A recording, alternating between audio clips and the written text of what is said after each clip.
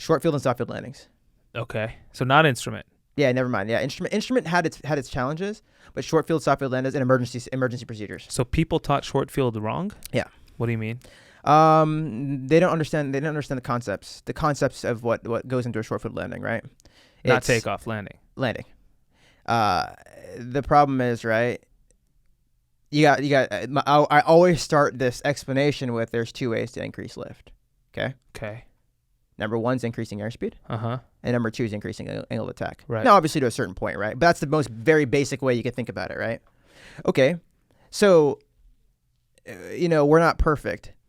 The only thing we can really control well, right? Multitasking, we're very bad at multitasking. The only thing that human beings can control well is one variable. So we need to take one of the variables out. And in this situation, it's airspeed. Okay. Screw the airspeed.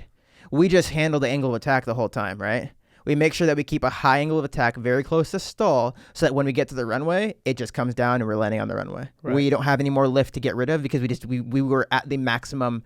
This plane was just barely flying at this point, right? And I don't care what number that angle of attack produces on You'll my know. PFD. You can feel it. Right, but it's irrelevant to me. Yeah. As long as I'm hanging out right under my critical angle of attack. Yep. Okay. That's basically right. That was the big part of it. Right. Dude, I didn't even care if I'm hearing stall horn on the way down, as long as we're not Totally actually fine, close to the yeah. buffet, I'm cool with it, right? Right, You're coming right. down nice and slow. Right. They had people coming in like hot.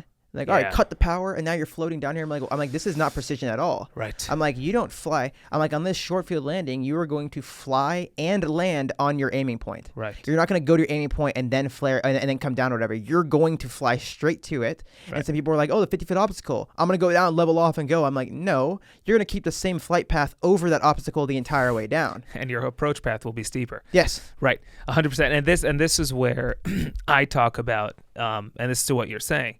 So there's an aiming point and there's a touchdown point. Yeah. The $1 million question is, okay, what's the distance between the two?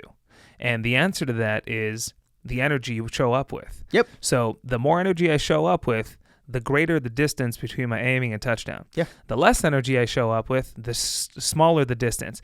If I really show up with no excess energy, my aiming point pretty much becomes my touchdown point. That's how it works. Just like you just said. And that's Very what a short. interesting. Yeah. And it was just stuff like that. Emergency procedures. Yeah.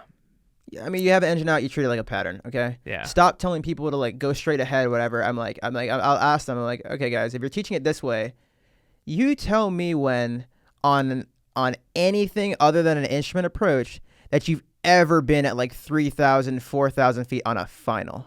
I'm like, never. Right. It Right. never happened. You always came from a downwind or a base or whatever it is, Right. and you started a pattern. Right. So I'm like, so then you're going to set this up like a pattern.